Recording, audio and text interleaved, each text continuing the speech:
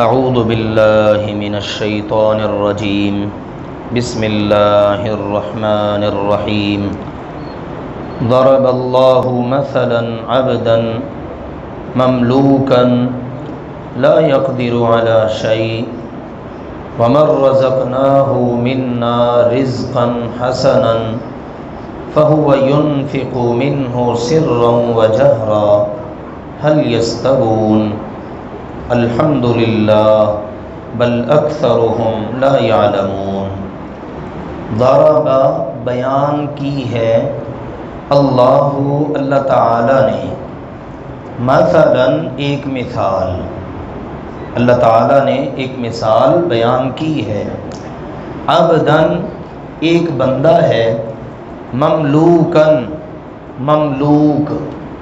کسی کی ملکیت میں، کسی کی ماتحتی میں، کسی کی سپردگی میں، لا یقدر نہیں وہ طاقت رکھتا، علی شیء کسی بھی چیز پر، وہ اپنے مالک کے تابع ہے، اپنی مرضی سے کوئی تصرف نہیں کر سکتا کہ میں اپنی مرضی سے خرچ کر لوں، اپنی مرضی سے مال کے اندر کوئی اتار چڑھاؤ لے آؤں، اپنی مرضی سے کھا لوں، اپنی مرضی سے پی لوں، کسی بھی چیز پر اس کی طاقت نہیں ہے، یعنی اس کا اختیار ہی نہیں ہے، اس نے جو کرنا ہے اپنے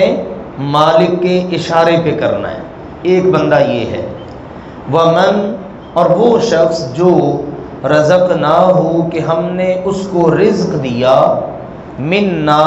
اپنی جناب سے، رزقن رزق، حسنن اچھا، وافر مقدار میں،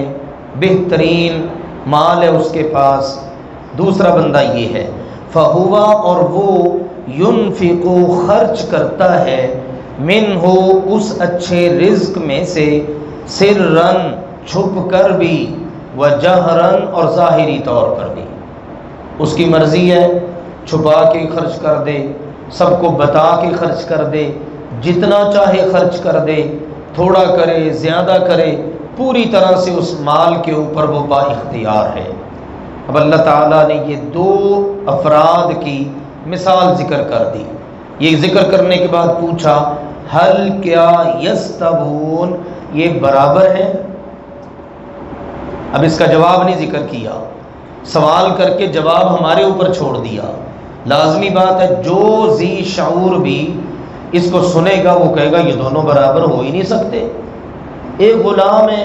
اور غلام بھی اس درجے کا، اللہ نے کہا عبدن غلام ہے، پھر اگلی صفت ذکر کی ہے مملوکن، غلام ہونا بھی کافی ہے، لیکن اتنا غلام ہے کہ اس کا اپنے اوپر کچھ بھی بس نہیں ہے۔ اب یہ مثال اللہ سبحانہ و تعالیٰ نے ذکر کی، اور یہ اس طرح کی مثال ہے کہ یہ ایک تو اہل علم نے ذکر کیا ہے، بندے کی مثال ہے اور اللہ کی مثال ہے۔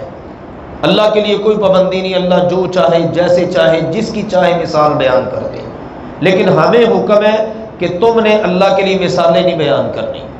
کیونکہ جس طرح تم ناقص ہو، نامکمل ہو، کمزور ہو، تمہاری مثالیں بھی ناقص ہوں گی۔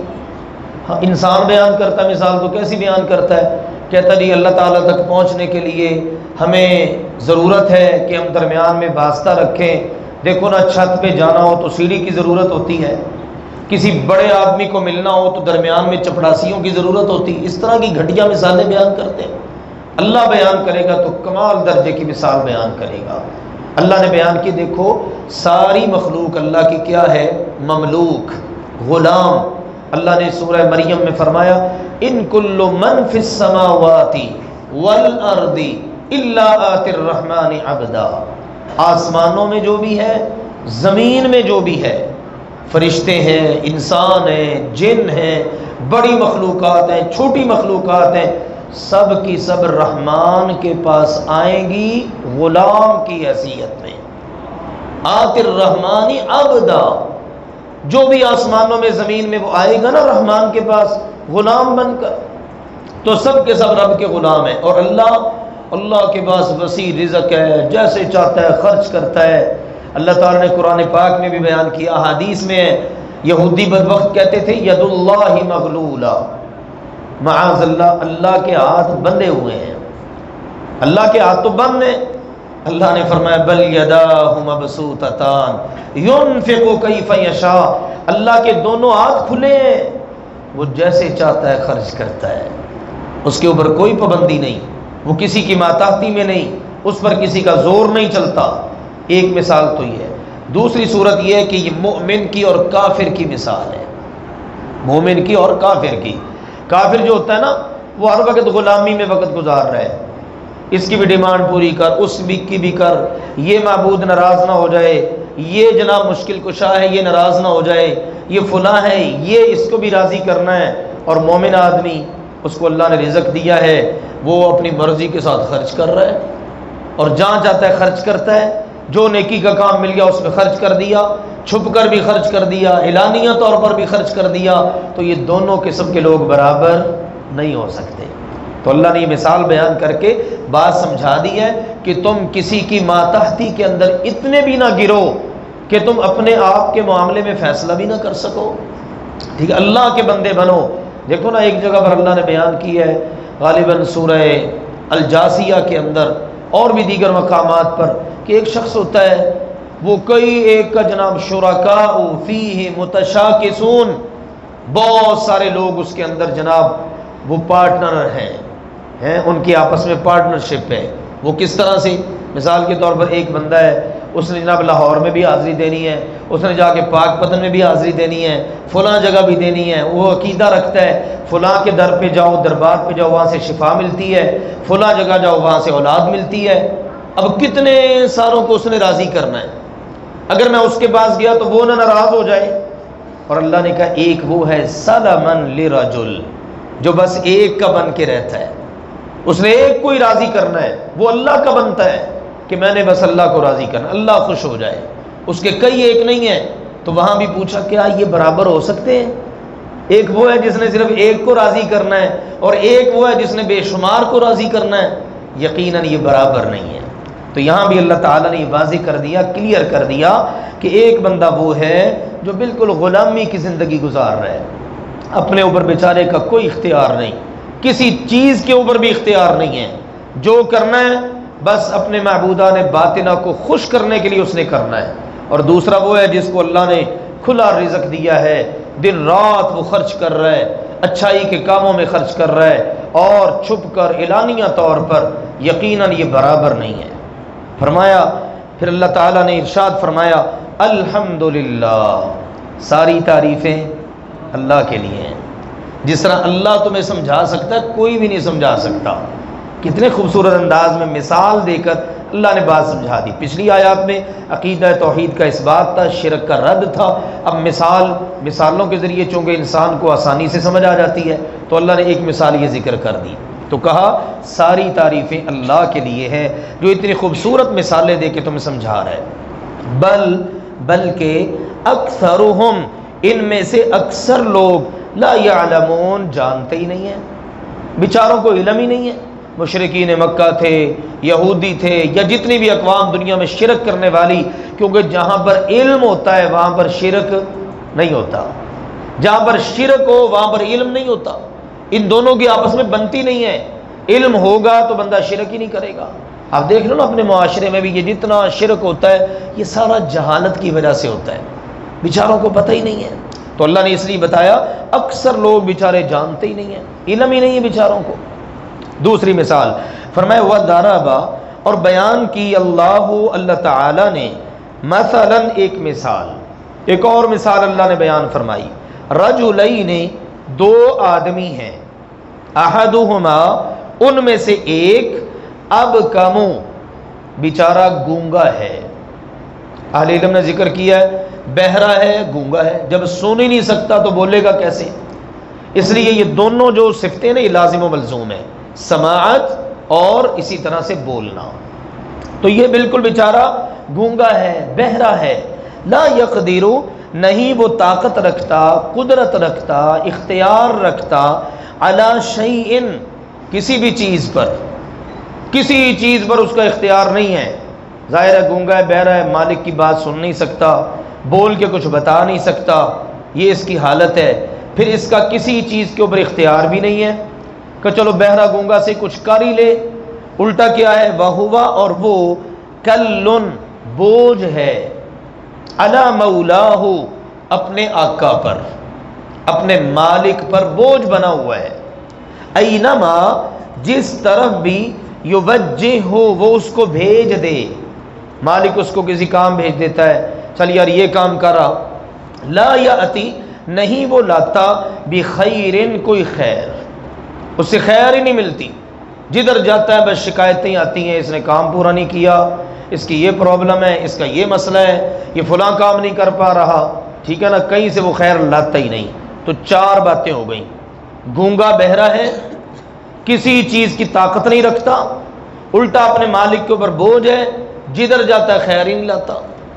چلو اگر گونگا بہرا ہے، کچھ بول نہیں سکتا، کوئی اس میں صلاحیت نہیں ہے، کوئی علم حاصل نہیں کر سکتا، کسی اونچے درجے پہ فائز نہیں ہو سکتا، کوئی محنت مزدوری کر لے،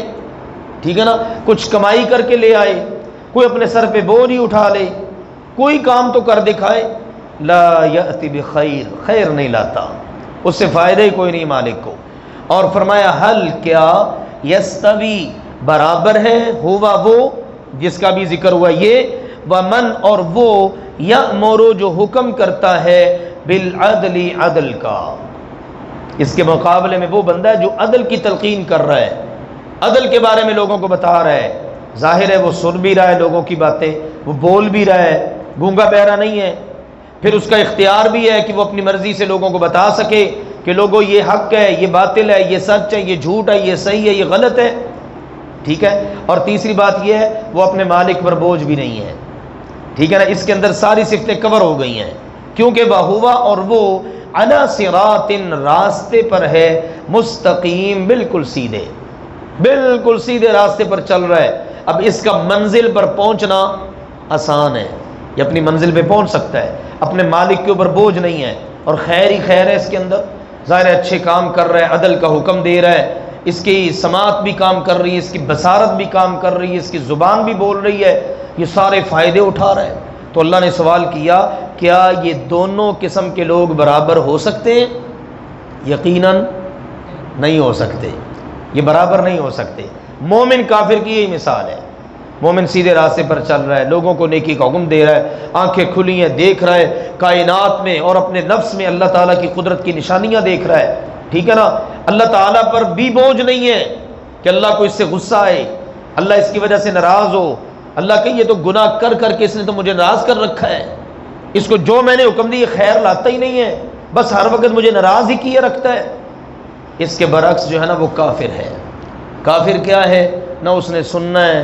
نہ اس نے کوئی حق کی بات کرنی ہے، نہ اس کی زبان سے اللہ کی تعریف نکلنی ہے، نہ کلمہ شہادت، نہ توحید کے کلمات، بس شرک کی باتیں۔ تو کتنا بڑا بوجھ ہے یہ اللہ پر، روئے زمین پر بھی بوجھ ہے، اس کی وجہ سے کائنات پر نحوست پڑتی ہے، اللہ ناراض ہوتا ہے، اللہ کی طرف سے عذاب آتے ہیں۔ اللہ نے جس نیکی کا بھی حکم دیا نا یہ خیر نہیں لاتا، بڑی سے بڑی نیکی ہو، چھوٹی سے چھوٹی نیکی ہو۔ اسی طرح یہ مثال ہے گناہگار بندے کی اور نیک بندے کی۔ تو اللہ تعالیٰ نے دو افراد کی مثال دے کر در حقیقت کائنات کے ہر شخص کو اس میں کور کر لیا ہے۔ ایک بندہ نیکیاں کر رہا ہے دن رات، لوگوں کو بھی نیکی کا حکم دے رہا ہے، خود بھی صراط مستقیم پر ہے یہ، اور دوسرا اس کے برعکس گونگا بہرا بنا ہوا ہے، قرآن کی آیات اس پر اثر نہیں کر رہی، دن رات گناہوں میں زندگی گزار رہا ہے، ٹھیک ہے نا، بوجھ بنا ہوا ہے زمین پر، کائنات پر، اللہ تعالیٰ پر،